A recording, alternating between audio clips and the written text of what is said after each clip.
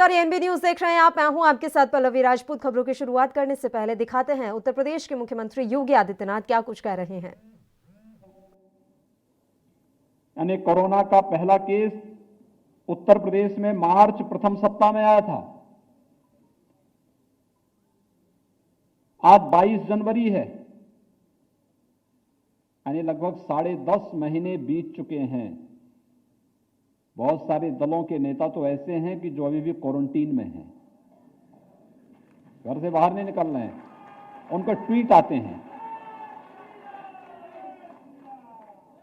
जब नेता ही क्वारंटीन में है तो स्वाभाविक रूप से कार्यकर्ता तो आइसोलेट होगा ही होगा। तो ये आइसोलेट कार्यकर्ताओं में उन दलों के कार्यकर्ता भी आइसोलेट हुए हैं। लेकिन इसके विपरीत मैंने इस बात को देखा है कि 15 मार्च से हम लोगों ने कोविड प्रबंधन का कार्य प्रारंभ किया था और कोई सप्ताह ऐसा नहीं था जब प्रधानमंत्री मोदी जी ने देश के मुख्यमंत्रियों के साथ या तो वीडियो कॉन्फ्रेंसिंग के माध्यम से या टेलीफोनिक वार्ता के माध्यम से संवाद न बनाया हो। जान भी बचाना है, जहान भी बचाना है, इस मंत्र को देकर के हर स्तर पर राज्यों के साथ संवाद बनाना, उन्हें सहयोग करना, हर एक स्तर पर एक नया संबल देना, प्रोत्साहन देना, सकारात्मक सोच के साथ आगे बढ़ने के लिए कार्य करना। और अब खबरों की शुरुआत करते हैं विस्तार के साथ। छत्तीसगढ़ राज्य में समर्थन मूल्य पर धान खरीदी में अब तक सर्वाधिक धान खरीदी हो चुकी है। राज्य में 20 साल में इस साल सर्वाधिक धान खरीदी का रिकॉर्ड बन गया है और अभी भी धान की खरीद जारी है। इस साल चालू धान खरीदी सीजन में 21 जनवरी तक 84,44,000 मैट्रिक टन धान की खरीदी हो चुकी है, जो बीते साल राज्य में क्रय किए गए कुल धान 83 लाख मैट्रिक टन से 50,000 मैट्रिक टन अधिक है। जबकि धान खरीदी के लिए 10 दिन अभी भी बाकी हैं। मुख्यमंत्री भूपेश बघेल के नेतृत्व में राज्य में बीते 2 सालों में धान खरीदी की मात्रा और खेती किसानी और किसानों की संख्या में लगातार रिकॉर्ड बढ़ोतरी राज्य के लिए एक शुभ संकेत है। अब तक राज्य के 19,54,332 किसानों ने समर्थन मूल्य पर धान बेचा। इस उपलब्धि पर सीएम भूपेश बघेल ने ट्वीट कर किसानों को बधाई भी दी है। उन्होंने अपने ट्वीट में लिखा कि छत्तीसगढ़ के किसानों को बहुत बधाई। राज्य के 20 वर्षों के इतिहास में सर्वाधिक धान खरीदी का रिकॉर्ड बन गया है। 21 जनवरी तक 84 लाख टन धान की खरीदी हो चुकी है और अधिक खरीदी अभी भी जारी है।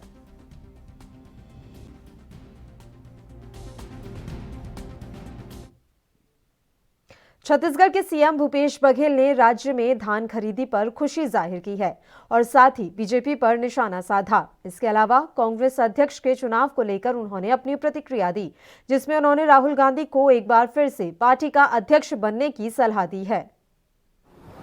कि जब भारतीय जनता पार्टी की सरकार थी तो लोगों ने धान की खेती से लोग हट रहे थे, रकबा घट रहे थे, किसान भी घटे थे। 15 लाख किसान रजिस्ट्रेशन कराते थे, 12 लाख किसान धान बेचते थे, ऐसे भी अवसर थे। अब जब से हमारी सरकार आई है तब से जो हमारी नीति है उससे लोग आकर्षित हुए कृषि की तरफ और 18-19 लाख से बढ़ के आज 21.5 लाख किसान का रजिस्ट्रेशन हो गया और 19.5 लाख किसान धान बेच चुके हैं। तो इसका अर्थ ये है कि अब कृषि छत्तीसगढ़ में लाभ का व्यवसाय हो चुका है। यदि बारदाने की कमी होती तो 15 साल में जितना रमन सिंह धान नहीं खरीदे उससे ज़्यादा धान खरीदी हो गई, 1.25 गुना 1.5 गुना, तो बिना बारदाना खरीदी हो गया होगा। बारदाना केंद्र सरकार हमें लगातार अड़चनें डाली, फिर भी हम लोग उतने बारदाना की व्यवस्था कर लिए। कोरोना काल में भी हमने व्यवस्था की। अब भारतीय जनता पार्टी के सारे नेता अपना धान बेच चुके हैं, चुकारा पा चुके हैं। इसका मतलब ये है कि दिल से वो छत्तीसगढ़ के जो नीति है, कांग्रेस की नीति है, उसका वो लाभ भी ले रहे हैं और समर्थन करते हैं। तभी तो हमारे यहाँ धान बेचने आए। और यदि आज रमन सिंह जी ने ट्वीट किया मक्का में निजी क्षेत्र में बेचे तो ज़्यादा कीमत पा रहे हैं, तो फिर धान क्यों नहीं बेचे वो लोग?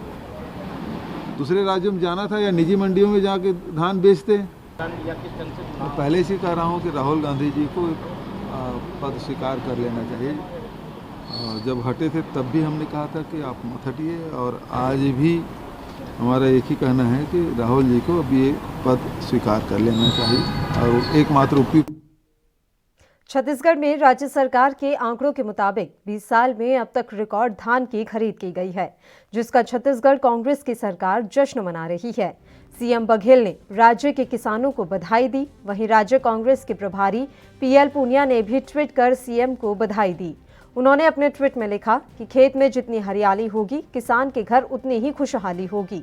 ये सरकार की नीति और नीयत पर निर्भर करता है। मुझे खुशी है, यह छत्तीसगढ़ कांग्रेस सरकार ने साकार करके दिखाया है। छत्तीसगढ़ सरकार के मुखिया भूपेश बघेल और उनकी पूरी टीम को बधाई।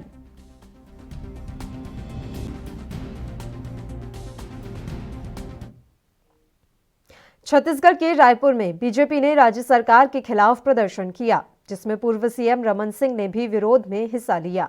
रमन सिंह ने कहा कि किसानों के साथ छल और धोखा करने वाली बघेल सरकार के विरोध में ये प्रदर्शन किया जा रहा है।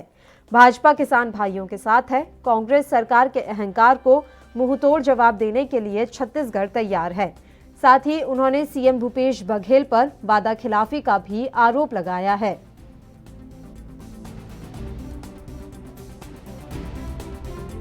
को साथ लेकर किसानों के द्वारा यह आंदोलन चल रहा है और अभूतपूर्व सफलता के साथ हर जिले में ऐतिहासिक सफलता मिल रही है। और ये विरोध बताता है, ये संख्या बताती है कि भूपेश बघेल का भय, आतंक और किसानों को किया गया वादा पूरा नहीं किया। और आज जेल भरो आंदोलन में सरकार को हम चेतावनी देना चाहते हैं कि जो वादा किसानों से किया था उसको पूरा करे, वरना ये किसान जो सरकार को बैठाया है उसको अपदस्थ भी कर सकती है। और भारतीय जनता पार्टी के कार्यकर्ता किसानों के साथ मिलकर इस संघर्ष में साथ है। 255 किसानों ने आत्महत्या की है, उनके परिवारों को 25 लाख रुपया दिया जाए, 1 महीने धान खरीदी का समय बढ़ाया जाए, बारदाने के सब व्यवस्था किया जाए, 2 साल का बोनस जो रुका है वो दिया जाए। बड़े बड़े मुद्दों को लेकर हम सब बैठे हैं, अन्य मुद्दों को लेकर किसानों के। छत्तीसगढ़ के मुख्यमंत्री भूपेश बघेल ने फ्रोजन फ्रूट प्रोडक्ट गोल्ड की विदेश में जाने वाली पहली कंसाइनमेंट को हरी झंडी दिखाकर रवाना किया। सीएम बघेल ने अपने निवास से ही इस वाहन को हरी झंडी दिखाई। इस अवसर पर मुख्यमंत्री बघेल ने कहा कि यह खुशी की बात है, छत्तीसगढ़ का स्वाद अब विदेश में भी चखा जाएगा। राज्य के बाहर देश विदेश में भी छत्तीसगढ़ की माटी की सौंधी महक और स्वाद का जादू और अधिक छाएगा। उन्होंने कहा कि इसकी शुरुआत ठीक 6 महीने पहले कोरोना संकट काल में हुई थी और इतने कम समय में एक नया उत्पाद छत्तीसगढ़ से देश के बाहर न्यूजीलैंड भेजा जा रहा है। मैं इसके लिए कंपनी को बधाई और शुभकामनाएं देता हूं। इससे छत्तीसगढ़ का नाम देश और विदेश में और अधिक रोशन होगा। यह हमारे लिए गर्व की बात है।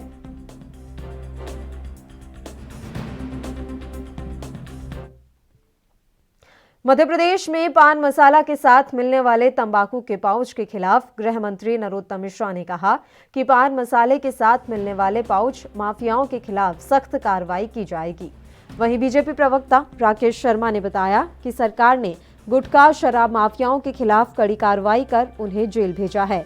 आगे भी ऐसी कार्रवाई सरकार करती रहेगी।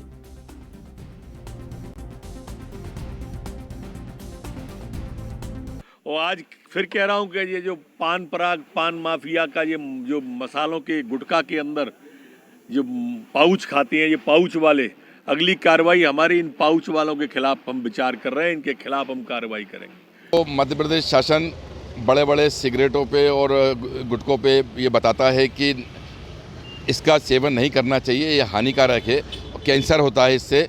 उसके बाद जगह जगह पानों की दुकान पे खुले गुटखे और खुले पाउच लगातार बिकते हैं और इसमें आपका छोटा बच्चा 14 साल से नीचे उम्र का भी बच्चा इस नशे की लत में लगातार शामिल होते जा रहा है। मध्य प्रदेश के ग्रामीण अंचल के छोटे छोटे बच्चे जो पहली क्लास से लेकर 8वीं क्लास में बच्चे स्कूल जा रहे हैं, वो छोटे छोटे गुटखे अपने जेब में लेकर स्कूल जा रहे हैं। क्या पढ़ाई करेंगे, क्या स्तर सुधारेंगे आप? देखिए, लगातार मध्य प्रदेश में माफिया के खिलाफ सख्त कार्रवाई की जा रही है, चाहे वो भू माफिया हो, चाहे शराब माफिया हो, चाहे गुटखा माफिया हो। हमारी सरकार बनते ही मध्य प्रदेश का सबसे बड़ा गुटखा किंग जेल जाता है। हमारी सरकार बनते ही मध्य प्रदेश का छत्तीसगढ़ के धमतरी में खेल खेल में एक अनहोनी हो गई। धमतरी में कबड्डी प्रतियोगिता का आयोजन किया गया, जहां खेलते वक्त खिलाड़ी नरेंद्र साहू की मौत हो गई है। इस घटना पर प्रदेश के मुखिया भूपेश बघेल ने दुख जताया है। सीएम भूपेश बघेल ने ट्वीट कर लिखा है कि घटना विचलित और दुखी करने वाली है। सभी खिलाड़ियों से मेरा निवेदन है कि सुरक्षा का ध्यान रखें। इस दुख की घड़ी में मेरी संवेदनाएं परिवार के साथ हैं। ईश्वर आत्मा को शांति दे। बता दें कि धमतरी जिले के कुरुद इलाके के गोजी गांव में कबड्डी प्रतियोगिता के दौरान खिलाड़ी नरेंद्र साहू की मौत हो गई। बताया गया कि खिलाड़ी की बारी आई तो वह सांस थामकर विपक्षी पाले में दांव खेलने गया। इस दौरान खिलाड़ियों ने नरेंद्र साहू को घेर लिया। मृतक दांव हारने के साथ साथ जिंदगी की जंग भी हार गया।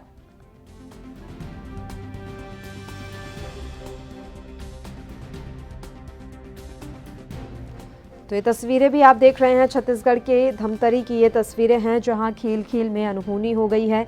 धमतरी में कबड्डी प्रतियोगिता का आयोजन किया गया था, जहां खेलते वक्त खिलाड़ी नरेंद्र साहू की मौत हो गई। इस घटना पर प्रदेश के मुखिया भूपेश बघेल ने अपना दुख व्यक्त किया है। सीएम भूपेश बघेल ने ट्वीट कर लिखा है कि घटना विचलित और दुखी करने वाली है। सभी खिलाड़ियों से मेरा निवेदन है कि सुरक्षा का ध्यान रखें।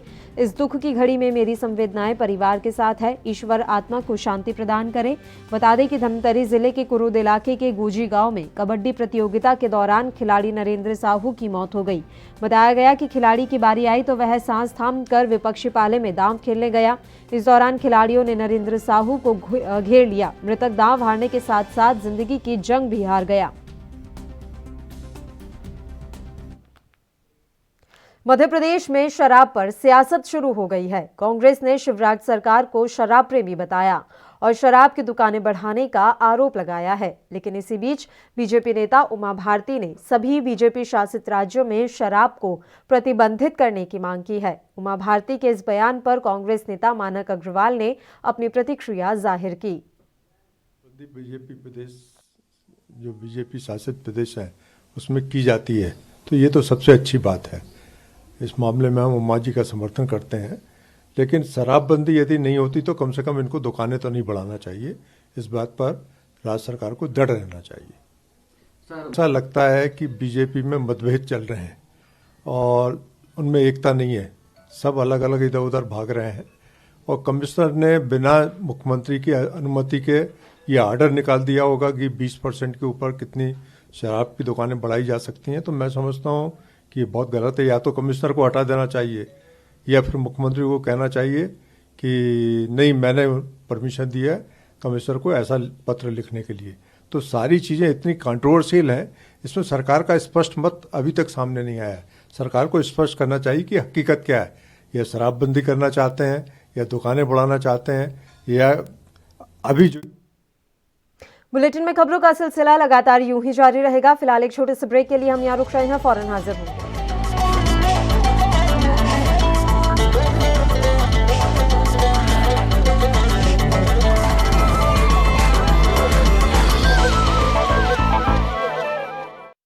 क्या आप दुबले पतले कमजोर हैं? आपकी सेहत नहीं बनती, भूख कम लगती है, वजन नहीं बढ़ता? दरअसल मेन बात खाना पीना खाना नहीं है, मेन बात है खाया पिया लगना। और अगर खाया पिया लगेगा ही नहीं तो सेहत बनेगी कैसे? इसलिए हमारी संस्था सन्यासी आयुर्वेदा ने एक ऐसी दवा बनाई है जो कि आपके पाचन तंत्र को, आपके लीवर सिस्टम को ठीक करने का काम करती है, ताकि आप जो भी खाएं उसका पूरे का पूरा निचोड़ आपके शरीर को लगे, आपकी भूख बढ़े, खाया पिया सही से लगे, नया खून बने, हड्डियों में जान आए, वजन बढ़े, ताकत बढ़े, चेहरे पर नूर आए और आप मोटे तगड़े खूबसूरत पर्सनैलिटी के मालिक बन जाएं। यह दवा पूरी तरह से आयुर्वेदिक होती है। इसका शरीर पर कोई भी साइड इफेक्ट, कोई भी नुकसान या दुष्प्रभाव नहीं होता।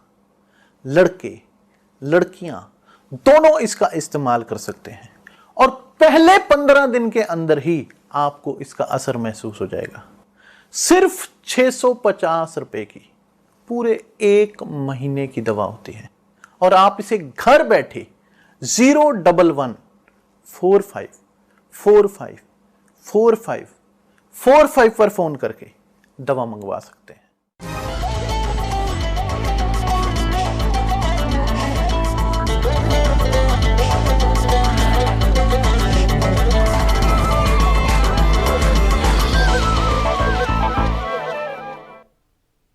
ब्रेक के बाद एक बार फिर से आप सभी का स्वागत है। बढ़ते हैं खबरों की ओर। मध्य प्रदेश के भोपाल में भारतीय जनता पार्टी ने अपने तमाम मोर्चा के प्रदेश अध्यक्षों की घोषणा की, जिसके बाद पार्टी कार्यालय में जश्न का माहौल देखने को मिला।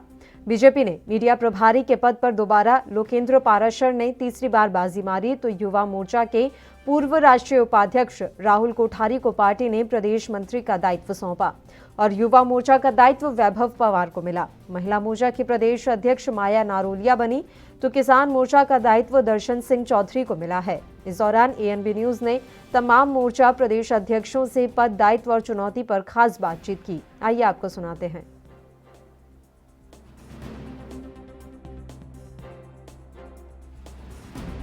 नहीं, देखिए, भारतीय जनता पार्टी पहले दिन से ही इस बात को जानती है कि चुनाव कभी भी आ सकते हैं और किसी भी वक्त हमें चुनाव के लिए तैयार होना पड़ता है। जिस तरीके से उपचुनाव में आपने देखा कि भारतीय जनता पार्टी की तैयारी बहुत पहले से चल रही थी और यहाँ तक कि जब सरकार हमारी बनने की कोई संभावना नहीं थी, उस समय भी हमारा कार्यकर्ता पूरी सजगता से लगा हुआ था।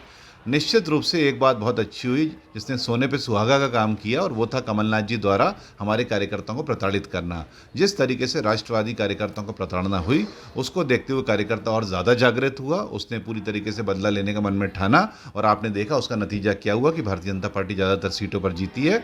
और यही दृश्य आपको आने वाले समय में नगरीय निकाय और पंचायत चुनाव में भी देखने को मिलेगा। कृषि मंत्री नरेंद्र सिंह तोमर की प्रेस वार्ता की तस्वीरें आपको दिखाते हैं। आज भारत सरकार और किसान यूनियन के बीच में 11वें दौर की वार्ता संपन्न हुई। इस वार्ता में माननीय पीयूष गोयल जी, माननीय सोम प्रकाश जी और भारत सरकार के अधिकारीगण, पंजाब सरकार के अधिकारीगण भी उपस्थित थे। आप सबको मालूम है कि पंजाब के किसान आंदोलन से संबंधित सरकार के मध्य और यूनियन के मध्य चर्चा 14 अक्टूबर से चल रही है और ये चर्चा लगभग 45 घंटे तक हो चुकी है। 11 दौर हुए, एक दौर अधिकारियों के साथ हुआ है। भारत सरकार प्रधानमंत्री नरेंद्र मोदी जी के नेतृत्व में किसानों के प्रति और गरीबों के प्रति, उनके उत्थान के प्रति पूरी तरह प्रतिबद्ध है और आगे भी रहेगी। देश के कृषि क्षेत्र में आमूलचूल परिवर्तन आवे, कृषि मुनाफे में आए, भ्रष्टाचार की समाप्ति हो, बिचौलियों की समाप्ति हो, किसान महंगी फसलों की ओर आकर्षित हों, नई नई तकनीक का उपयोग करें, वैश्विक मानकों के अनुसार खेती कर सकें और अच्छा मुनाफा कमा सकें। इस दृष्टिकोण के आधार पर प्रधानमंत्री जी के नेतृत्व में कृषि सुधार बिलों को राज्यसभा और लोकसभा ने पारित किया था। विशेष रूप से पंजाब और अल्प मात्रा में एकाध राज्यों के कुछ किसान इस आंदोलन में जुड़े और उन्होंने कृषि सुधार बिलों के विरोध में आंदोलन घोषित किया। और इस आंदोलन के दौरान लगातार यह कोशिश हुई कि जनता के बीच में और किसानों के बीच में गलतफहमियां फैले और उन गलतफहमियों का फायदा उठाकर कुछ ऐसे लोग जो हर अच्छे काम का विरोध करने के आदी हो चुके हैं, वो किसानों के कंधे का इस्तेमाल अपने राजनीतिक हितों के लिए कर सकें। इस आधार पर यह परिस्थिति बनी, लेकिन भारत सरकार ने हमेशा किसानों के प्रति संवेदनशील दृष्टिकोण अपनाया। किसानों के सम्मान में हमेशा बात सोची और किसान यूनियन जो बात कर रही थी उनकी भी प्रतिष्ठा बढ़े और वो किसानों की नुमाइंदगी कर सकें, इसलिए भारत सरकार की कोशिश थी कि वो सही रास्ते पर विचार करें। और सही रास्ते पर विचार करने के लिए 11 दौर की बैठक की गई। जब यूनियन रिपील पर अड़ी रही तो सरकार ने उनके वक्तव्यों में चिन्हित तमाम सारी जो आपत्तियां प्रकट की गई थी उन पर सरकार ने उनका निराकरण करने के लिए, संशोधन करने के लिए एक के बाद एक अनेक प्रस्ताव दिए। लेकिन जब आंदोलन की पवित्रता नष्ट हो जाती है तो निर्णय नहीं होता। और मुझे लगता है कि वार्ता के दौर में मर्यादाओं का तो पालन हुआ, लेकिन किसान के हक में वार्ता का मार्ग प्रशस्त हो, इस भाव का सर्वदा अभाव था। इसलिए वार्ता निर्णय तक नहीं पहुंच सकी। इसका निश्चित रूप से मुझे भी खेद है। भारत सरकार नरेंद्र मोदी जी के नेतृत्व में किसानों के प्रति पूरी तरह संवेदनशील है और हमारी कोशिश लगातार ये रहेगी कि देश का किसान आने वाले कल में प्रगति करे और उसके विकास और उत्थान के लिए भारत सरकार के प्रयत्न सफलीभूत हों। यह प्रयत्न भारत सरकार का निरंतर बना रहेगा। 11वें दौर की वार्ता के दौरान जब किसान यूनियन की तरफ से ये कहा गया कि हम तो पुराने प्रस्ताव पर विचार करके उन पर सहमत नहीं हो सके और हम रिपील ही चाहते हैं, जबकि भारत सरकार ने हमेशा यह बात कही कि रिपील के अतिरिक्त कोई विकल्प हो तो बताओ। लेकिन आज भी उन्होंने कहा कि हमारी यही मांग है। तो हमने कहा कि जो प्रस्ताव आपको दिया है 1 से 1.5 वर्ष तक कानून को स्थगित रख के समिति बनाकर आंदोलन में उठाए गए मुद्दों और पहलुओं पर विचार विमर्श करके रिकमेंडेशन करने के लिए वह प्रस्ताव हमारा बेहतर प्रस्ताव है। उस प्रस्ताव पर आप पुनर्विचार करें। वह प्रस्ताव किसानों के हित में भी है, देश के हित में भी है और इसलिए हमने उन्हें कहा कि आज वार्ता को पूरा करते हैं। आप लोग अगर निर्णय पर पहुंच सकते हैं तो कल आप अपना मत बताइए। निर्णय घोषित करने के लिए आपकी सूचना पर हम कहीं भी इकट्ठा हो सकते हैं और उस निर्णय को घोषित करने की कार्यवाही को आगे बढ़ा सकते हैं। सर, आपने कहा ऐसी ताकतें हैं जो किसानों का इस्तेमाल कर रही हैं, कुछ इसमें कई ऐसे संगठन हैं जो लेफ्ट से भी जुड़े हुए हैं। आप लोगों ने क्या आइडेंटिफाई किए कि कौन ऐसे किसान नेता हैं जो आपकी और सरकार की और किसान नेताओं की बातचीत को सफल नहीं हुई? देखिए, स्वाभाविक रूप से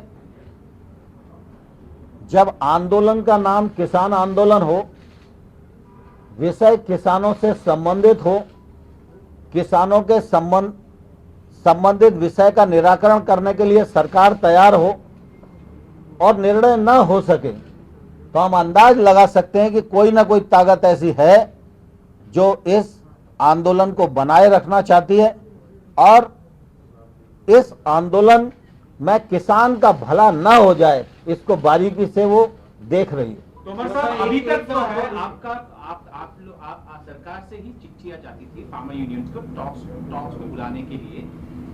आज के बाद क्या सरकार फिर से कुछ ऐसा चिट्ठियां भेजेगी या उनके रेस्पॉन्स के लिए वेट करेगी कि उनके रेस्पॉन्स के बाद ही ये next round of talks will happen? 11 दौर की बातचीत हुई और मैंने जो आपके सामने व्यक्त किया है कि वार्ता आज पूरी हुई। कल निर्णय के लिए अगर वो सहमत होंगे तो मिलेंगे। तो मतलब आपने कहा कि आंदोलन की पवित्रता नष्ट हो जाती है तो निर्णय नहीं होता, इससे क्या मतलब है आपका? मतलब यही है कि आंदोलन में जब किसान निहित है तो किसान का हित ही सर्वोपरि रहना चाहिए।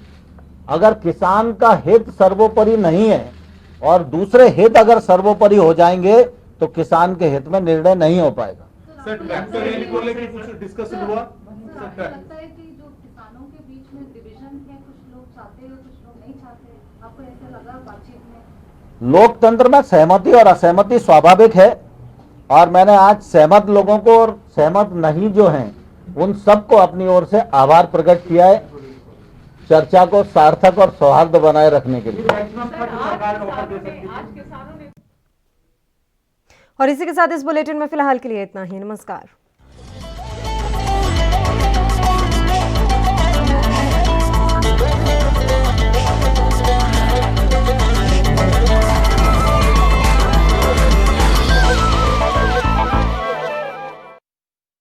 क्या आप दुबले पतले कमजोर हैं, आपकी सेहत नहीं बनती, भूख कम लगती है, वजन नहीं बढ़ता? दरअसल मेन बात खाना पीना खाना नहीं है, मेन बात है खाया पिया लगना। और अगर खाया पिया लगेगा ही नहीं तो सेहत बनेगी कैसे? इसलिए हमारी संस्था सन्यासी आयुर्वेदा ने एक ऐसी दवा बनाई